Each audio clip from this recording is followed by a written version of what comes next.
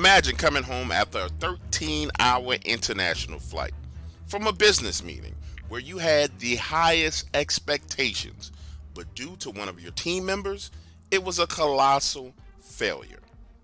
If that's not bad enough, your boss, who's an anal retentive, is holding your feet to the fire and placing the blame for the bad turnout of this meeting squarely on your shoulders.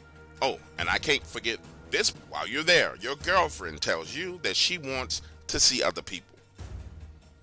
Those were the circumstances surrounding my return to the United States, and all I wanted to do was just get home, sit on the sofa, turn on the TV, and drink a beer. However, after a 2-hour commute in Atlanta traffic, I arrive at my house only to notice that something is terribly wrong. See, my house was built in a brand new subdivision, surrounded by woods. It sits on 3.5 acres of land, and the first thing I notice is my wooden fence is leaning. Hopping out of the car and walking around to that side, nope, it's not just leaning, it's broken. Okay, going into the fence where my 3 dogs should be, there is blood everywhere. Looks like a crime scene. Blood splatter all on the fence. My above ground pool is full of blood and fur, but I don't see any of my dogs anywhere. The wooden steps leading up to my little deck, which is next to the pool, are cracked and splintered. So now, I'm standing there looking at all this, including the blood splatter all on the side of my house, thinking, now this is some going into the house, everything is fine. So I head up the street to my neighbor's house.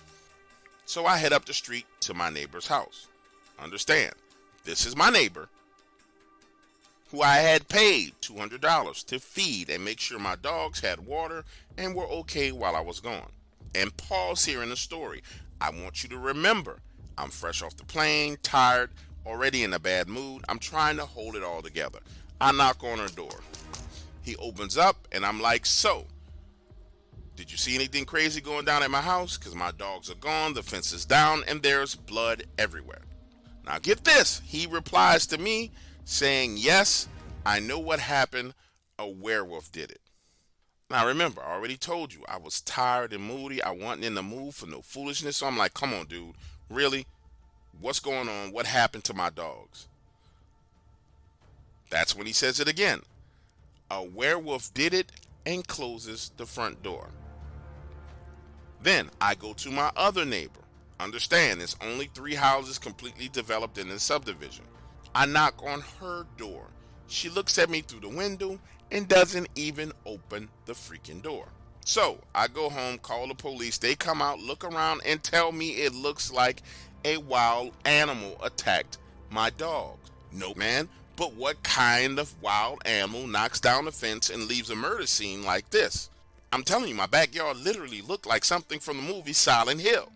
The police officer says he's not sure what could have done it, but he suspects that it probably was a bear. Takes a report and tells me to be careful, then leaves. So now, after flying all freaking night long, I'm outside trying to clean this mess. Nothing could be done about the fence. I go ahead and pull the plug on the pool, draining the water, take a bucket, add bleach, water, and soap, and scrub the blood, which is now drying off on the side of my house and my windows. Spray everything down because flies are now starting to swarm, and that's when I find the ear to one of my Labrador retrievers. Listen to me when I tell you, at this point in time, I'm just tired and pissed off. So I head inside, take off my clothes, and get into the bed, light a joint, and doze off to sleep. The next morning, I had to work and get handed to me by my boss. And when I tell you, emotionally, I'm distraught and just freaking over everything. Like, I'm over everything. So I head home early, take a Xanax, and sit there on the sofa, contemplating my life, watching Netflix, eating comfort food until night falls. Get this, I head up to my bedroom, circling around the bed, glance out of the window, only to see what looks like these eyes looking at my house from the woods. These huge eyes are reflecting this red color, and I'm like, nah, man, hell no. This couldn't possibly be something standing out there looking at me in the woods. But then the eyes blink, and I'm like, holy crap, this is real. So I head outside with my flashlight and shotgun. Now pause for a moment because I need you to understand something. I didn't know anything about Dogman. And as far as I'm concerned, werewolves were things of movies. So I circle around the front side of the house, along the fence, shine a light into the woods, and nothing's there. So I'm thinking to myself, okay, now you're hallucinating, you're stressed out. I rationalize everything away in my head. The only thing I could think of is maybe, just maybe, like he said, it's a bear out there. We definitely have black bears in Georgia, so I write it off, go inside, head to bed, trying to put my mind to rest so I can get back to work. However, the next night I realized something absolutely terrible was out there in the woods, way worse than any bear. And my neighbor, who I asked to watch my dog, was the problem. Because about 9 p.m. that night, I hear shooting. Not like handgun shooting, but rifle shooting. I grab my shotgun, head out of the front door, into my front yard, and realize that the shooting is coming from his house. And understand, like I've explained to you before, it's only the 3 houses back there. So now I'm heading over to his house, knocking on his front door. His wife comes to the door, hair all over the place, robe on. The woman looked like she just dodged the 18-wheeler on the freeway. Her eyes are wide open, and she's like, "It's back, it's back." She literally pulls me into the house, pushing me through the living room, into the kitchen, through the back door, which leads to their raised patio. And there he was on the edge of the patio, shining a light and shooting into the trees. Now looking into those trees, there's what I would describe as a wolf man jumping down from the tree. And that's when my neighbor lays it all on me, saying, "That's what killed them dogs." He puts down his rifle, picks up 2 freaking grenades, pulls the pin on one, chucks it into the woods, pulls the pin on the other one. I'm like, holy, I'm expecting an explosion flying all over the place. Instead, it's this loud, deafening bang sound. And while my ears were still ringing from the first bang, I hear another one. Hands over my ears, he's now pulling me back into the house. I can't hear what he's saying. I'm confused. His wife is standing there trembling. I'm reading his lips as he's mouthing, "It won't be back for a while." Listen to me when I tell you, it took damn near a solid hour before I could even hear right. And that's when this man tells me the truth. That creature showed up and he started shooting at it. And he decided to take my 3 dogs out into the woods with him looking for it, but he couldn't find it. Early that morning, he heard it at my house slaughtering and killing my dog. So he went up the road to scare it off, but by the time he got there, the damage was already done. His wife chimes into the conversation saying, "Why in the hell did you shoot at it in the first place? I told you not to shoot." According to her, she was the one who was in the kitchen and saw it walking on the backside of their fence. Its shoulders were above their 8-foot wooden fence. She tells him, "Anything that's big, you need to leave it alone unless it messes with you." Now, the 2 of them are arguing. He's saying it's my job to defend the house. She's screaming, and it dawns on me. Hold on. You got my dogs killed, got my fence broken, caused all these problems because you think you some kind of werewolf hunter. So I tell them, "Listen, we're going to have to do something about this. I'm calling the police." That's when they tell me they had already called the police. So I tell them, "Let's call animal control." So we call the hotline. A guy answers, and I tell him the truth, straight up. My neighbor and I just finished shooting at a walking wolf. And the man on the phone goes silent. I mean silent long enough for me to have to say, "Hello, are you still there?" Then the man says, "Yes, sir, I'm here. What's your address?" I tell him the address, and then I ask him, "Hey, man, what should we do?" He says, "Did you hit it?" I'm like, "I don't know, but what I do know is it was big. It was so big, I don't think you could really miss it." That's when this man tells us the best advice he could give us is to stay in the house and lock the doors and don't leave the house until morning. Quite logically, my question to him is like, okay, so is somebody coming or what's going on? That's when he tells me someone will be there as soon as possible. Well, as soon as possible turns out to be the next morning at 7 a.m. because there's a knock at the door. Keep in mind, I have not been back up the street to my house. I spent the night in their house.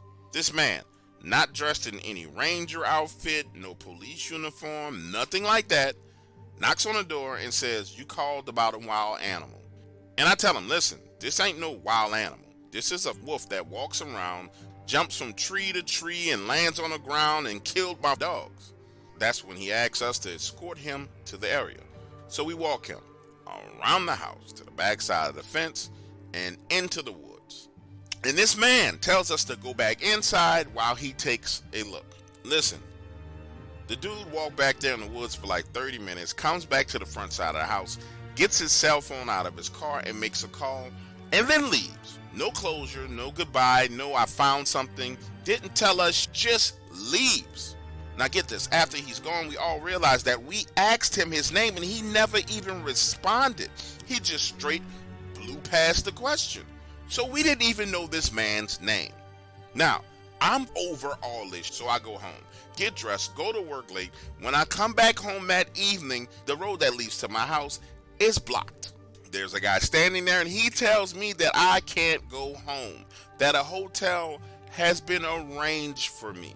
I'm like, nah, Dad, I'm going home, my man. Like, I don't know what's going on, but I need to go home.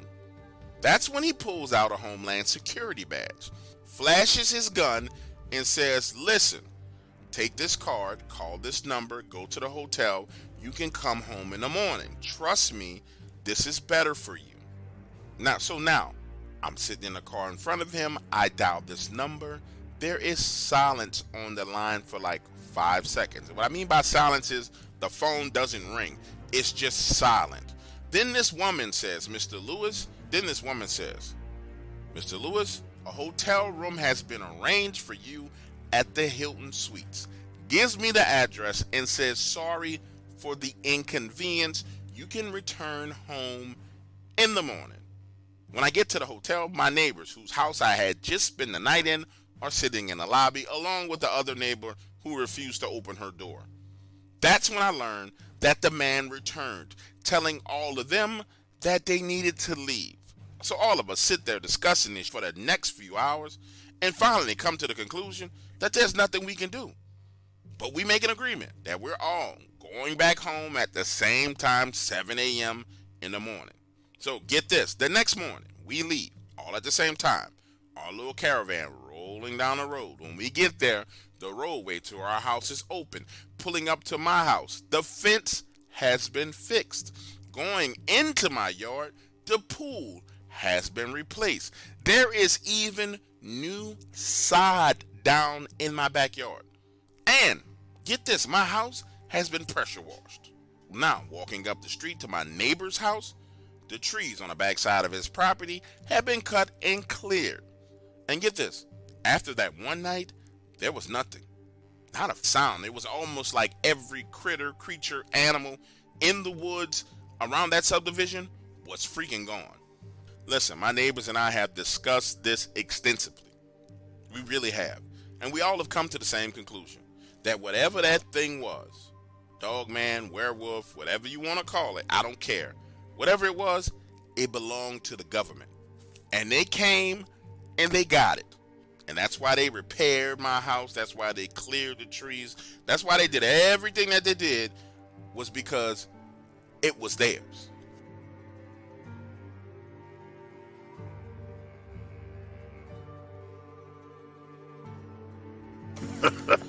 Simple Jack, yeah, you went all out on that one, huh? You did. Really swung for the fences, huh? Thank you. Yeah. Thanks, yeah. Yeah, it was an intense experience. You know, I just did the work. Watched a lot of retarded people. Spent time with them, observed them.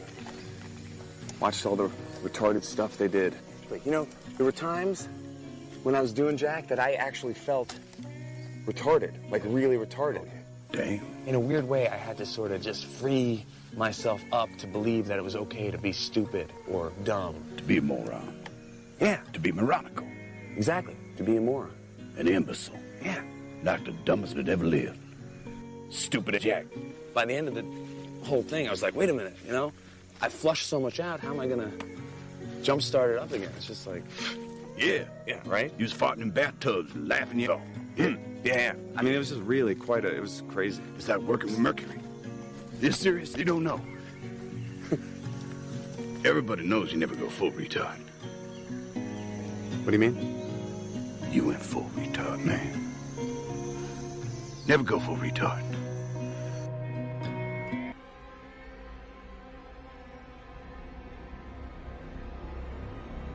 My journey down the path to Dogman discovery started with listening to interviews. My favorite interview is Fight with the Dogman. I was a teenager when I first heard this, and been fascinated ever since listening to everyone's Dogman encounters across YouTube. So I started doing my own research.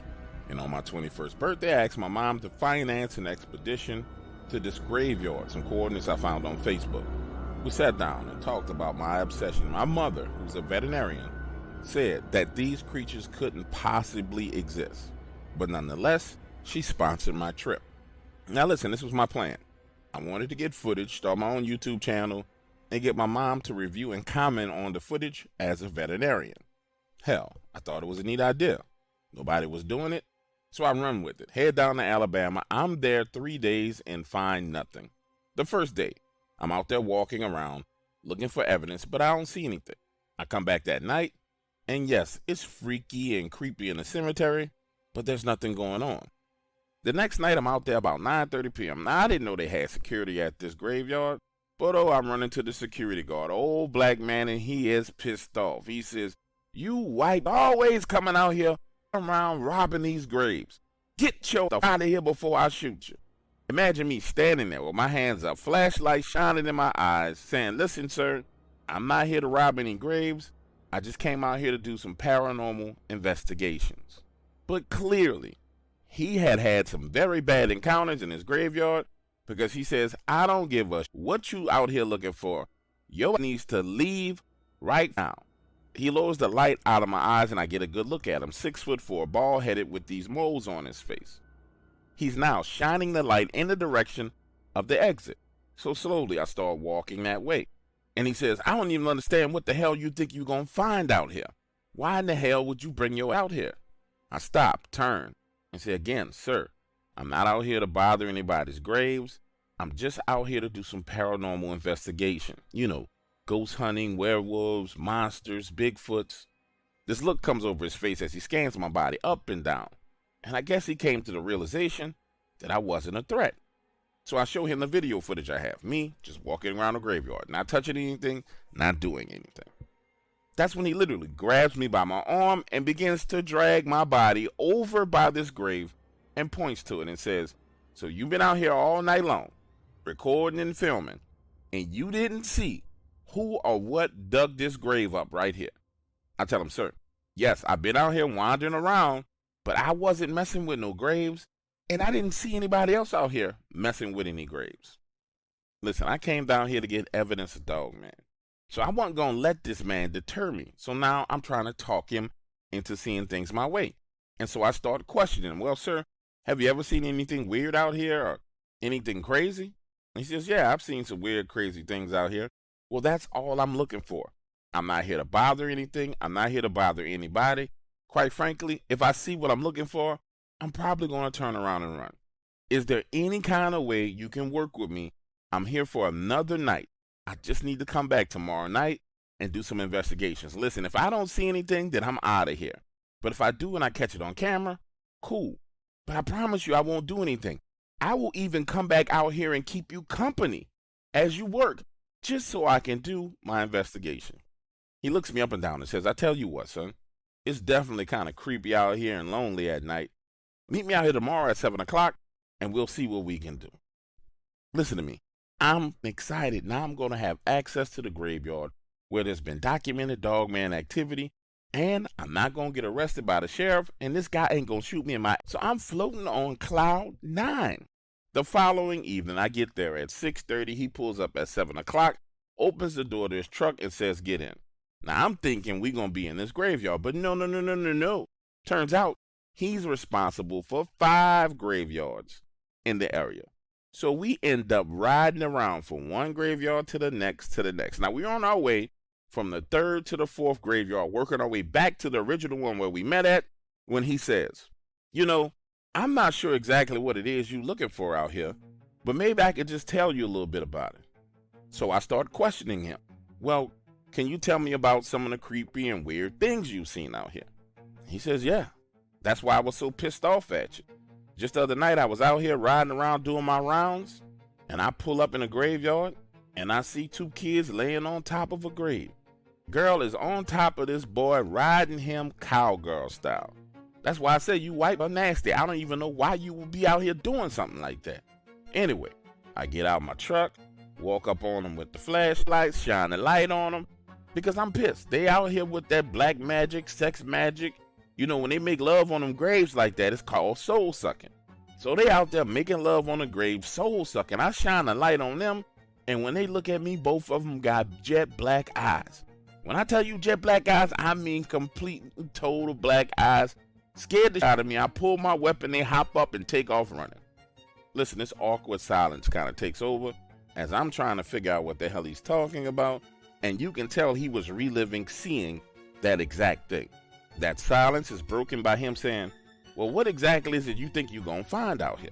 Now, this is when things take a turn for the worse, because I tell him, well, I'm out here looking for Dogman. He says, Dogman? I ain't never heard of no Dogman. I tell him, you know, upright walking wolves, werewolves. I think here in the South, y'all call it the rougarou. Lord Jesus, why did I say that? Because he pulls over to the side of the road, slamming the brakes, squares his body up in the truck with me and says, why in the would you come here looking for the rougarou? You see, this is that I'm talking about.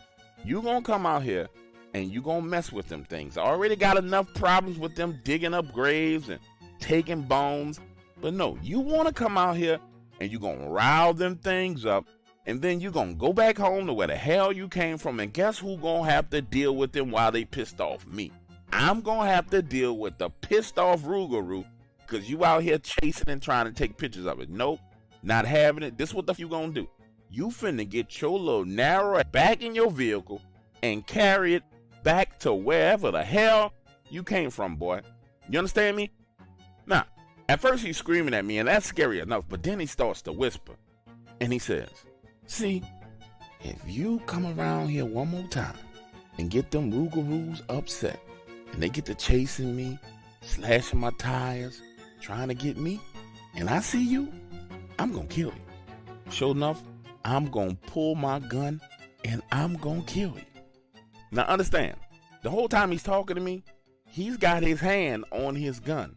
And I'm getting the impression that this man is not playing whatsoever. Then he whips a U-turn, starts flying down the road, takes me back to the original cemetery where we were, and lets me out right by my vehicle, saying, nah, son, if you bring it back, I'm gonna shoot you. If I don't shoot you, and I can't get to you, I'm gonna call the sheriff, and they're gonna arrest you. So I'm telling you, son, don't bring your back over here. Ain't nothing over here for you. All you gonna do is rile that rougarou up, and it's gonna lose his mind. And you not prepared for what's gonna happen when that rougarou loses his mind. So what I want you to do is get the hell on. I want you to get the hell on right now. Listen to me when I tell you this. I didn't have a choice but to leave. Looking in this man's eyes, he was clearly capable of following through with his threat and shooting me, and I think he wanted to do it right then and there. So I got back in my vehicle, and I drove home. Didn't get one shred of evidence of a Dogman whatsoever. But I did learn a lesson. It's a little bit more complicated than just going to a spot looking for Dogman. There's these other variables involved in the equation. Like him.